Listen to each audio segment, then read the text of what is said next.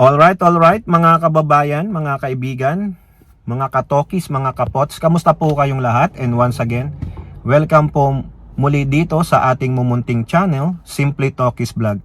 Tayo lang po ay magbibigay ng maiksing komento, opinion at reaksyon sa mga mainit na usaping pang politika sa ating bansa.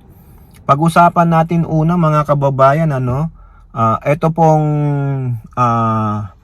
lawyer ni Digong, no? Yung kanyang dating presidential lawyer, dati rin tong spokesperson, tapos pinalitan ni Roque na walang iba kundi si Salvador Panelo. Si Salvador Panelo ay umaasa po mga kababayan, umaasa po siya na kakatigan ng Supreme Court yung kahilingan ng anak ni Duterte na si Wake and Bake, Kitty Duterte, no?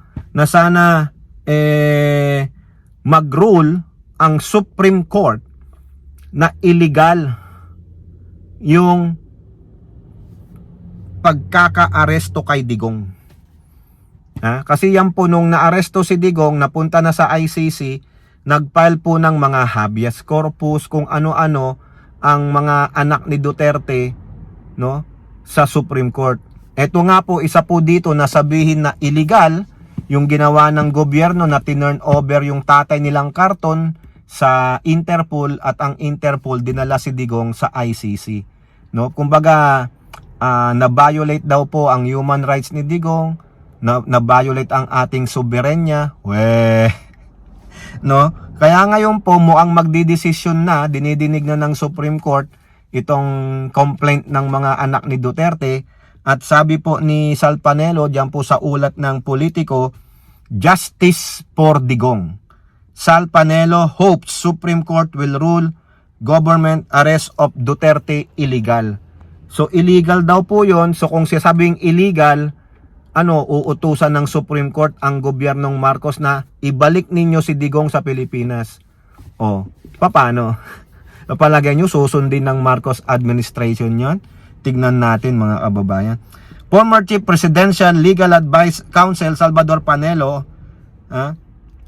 expressed hope that the Supreme Court will declare as illegal the government's arrest of former President Digong. Quote, "We remain hopeful that the Supreme Court will be true to its mandate as the last bulwark of the Constitution and will choose the side of the history that defends the rule of law and the Filipino people and not the politicians who betray them." Talagang ang ganda naman ng pagkaka-construct ng statement niya. Ngayon, kumbaga sumisip-sip siya sa Supreme Court mga kababayan na ang Supreme Court is the last bulwark of the Constitution, the defender of the Constitution, at pipiliing pumanig sa tamang history at i-defend ang rule of law at ang mga Pilipino. Ngayon, ibig sabihin sa rule of law mga kababayan, hindi ba sumunod sa batas ang gobyernong Marcos? Di ba? May sinunod tayong batas, yung sarili din nating batas na Republic of 6981 ba yun? Crimes Against Humanities, genocide at iba pa. Yun ang sinasabi ni Rimulya nung nasa DOJ pa. We did not violate any law. Yun ang ginamit natin at tayo po ay member sa Interpol. Interpol ang nagre-request. Di po ba? Pero itong mga Duterte, syempre, para lang po depensa ng sarili nila, sasabihin nila na mali ang ginawa ng Pangulong Marcos, sinuppress ang karapatang pantao ni Digong bilang isang Pilipino, wag nyong i-turn over sa banyaga ang mga Pilipino, hindi kayo nag-follow sa rule of law. Ang tatay nyong karton ay nakademanda sa International Court. Anong rule of law ang binayolate doon? Sumusunod lang tayo being a member state of Interpol. Kasalanan din ni Digong, bakit umalis siya ng ICC para protektahan ng sarili niya sa ginawa niya, di ba? Ngayon kung sakaling sabi ng Supreme, balik niyo si Digong, anong karapatan natin ni hindi nga tayo member state ng ICC? Baka sabihin lang ng ICC, bugok, wala kayong jurisdiction. Sige, ganun din naman. 'Di ba? Anong gagawin? Babrasuhin natin ng ICC, magpapadala kayo ng sundalo para i-jailbreak nyo si Digong. Nek ninyo, a beloved former president languishing in foreign captivity and his beleaguered nation awaits. Ay, beleaguered nation pala tayo. Ha? Ang lakas mong magsulat ng, ang galing magsalita ng English, mga kababayan, no? Beleaguered nation daw tayo. Litong-lito daw tayo. Hindi kami nalilito, kayo lang 'yon. Ang alam namin, si Digong ay may kasong kriminal. Sinampahan siya ng mga kapwa natin Pilipino sa International Court. Mga Pilipino po ang nagdemanda sa kanya, hindi po foreign national, kundi tayong mga Pilipino na yung mga biktima ng EJK niya. Oh, kapwa niya Pilipino. Paano maging beleaguered ang nasyon? Ang beleaguered lang kayong mga DD shit kasi hindi nyo maintindihan. Kasi wala na kayong kinikilala kundi puro na lang ang puon ninyong mga Duterte na mga sinungaling. Oo. Ha? Bilab daw si Presidente Duterte ninyo. Hindi po. Kayo lang mga DDC yun. Ha? Okay? Ito pang matindi na sinabi ni Panelo.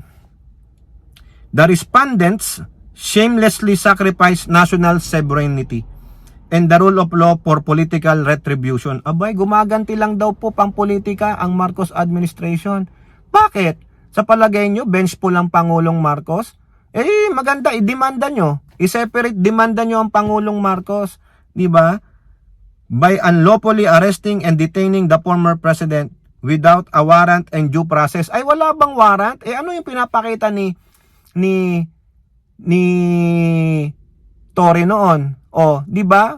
Kayo nga, hindi nyo nakita yung warrant. Tapos sasabihin nyo, siguro, malamang hindi nyo nakita yung warrant, eh bakit ipapakita sa inyo?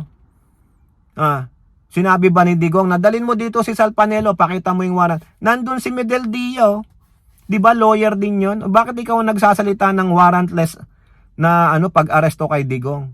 Meron po, sabi ni Torre, and surrendering him to a foreign tribunal without jurisdiction, all while lying about Interpol involvement to cover their treason. Ay nako, Panelo.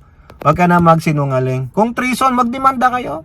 Demanda nyo ang administrasyong Marcos. Hindi naman kayo tatakbuhan ng Pangulong Marcos tulad ng mga DD-shit na takbuhin eh. Di po ba? Magdemanda na lang kayo. O ngayon, let's wait for the decision of the Supreme Court about this petition ng mga anak ni Digong. Okay? So, isa rin pong pag-usapan natin mga kababayan, itong si Ombudsman Boying Rimulya mukhang napikon na po. Napikon na sa mga fake news peddler, lalo na itong mga DD shit na to. Kasi kung maalala nyo, yung mga DD shit, hinahanap po si Rimulya kasi hindi daw tumupad si Rimulya sa December 15 pangako niyang may mga makukulong na mga buwaya na mga senador, eh wala po. So inassume nila, may nag-post po dyan sa kanilang mga social media account na nasa hospital daw si Boying Rimulya. Mind you, meron pong isang sakit si Boying Rimulya, no? Na kinakailangan ng care. Pero hindi naman po siya na hospital. Nag-golf pa nga daw siya, nag-dinner sa family. Tapos may iba pang activity, sabi nung kapatid niyang si John Vic na secretary ng DILG. Tapos pumunta pa siya doon sa radio show nila. O ayun, ha? Ngayon, ang sabi ni Rimulya, nananawagan siya sa NBI na imbestigahan yung mga nag-post nung fake news tungkol sa kanyang kalusugan. Yan po yung balita sa Abante TNT. Ombudsman Rimulya, pinaiimbestigahan fake news sa kanyang kalusugan. Ay mabuti naman yan mga kababayan. No? Itong mga galit na galit kay Rimulya, mostly mga DD shit, no? Ginagawan siya palagi ng kwento. Pinaiimbestigahan ni Ombudsman Rimulya sa NBI ang kumalat na peking balita sa social media na umano'y na hospital siya nitong Enero. Ha? Pinaiimbestigahan ko yan. Why? Oo, pinaiimbestigahan ko yan kasi we reached the limit of cyber libel already. Correct. Sinong hindi mapipikon dyan? Paulit-ulit na lang eh. Hindi natututo itong mga to. Hanggat hindi nasasampulan itong mga fake news maker na ito, uulit-ulit lang sila kasi sabi nila, we can get away with it. O ngayon, yari kayo. Kaya tignan natin kung saan pupunta. I am asking the NBI to look into these allegations and scuttlebutt kung saan nagmula sa social media. Ang alam ko, isa dyan si Mang Kanot eh. Oo. Naniniwala si Rimulya na bahagi ng propaganda machine ng ilang umanong partidong politika ang pagpapakalat ng maling balita. An idle mind is the devil's workshop. Wala tayong magagawa maghahanap sila ng iistoryahin. I came out of my radio program last Saturday but Sunday meron na naman. Tuloy na naman. O ayan, tingnan ninyo. Ayaw tumigil. Kaya makikita mo yung bad faith eh. O ayan, tama lang yan. There's really an orchestrated campaign. I don't know for what purpose pero tingin ko is part of the propaganda machine of some political parties. Tingnan nyo. Talagang gustong sirain si Boying Remulla. O sige, palagan mo na yan. Hanapin nyo na.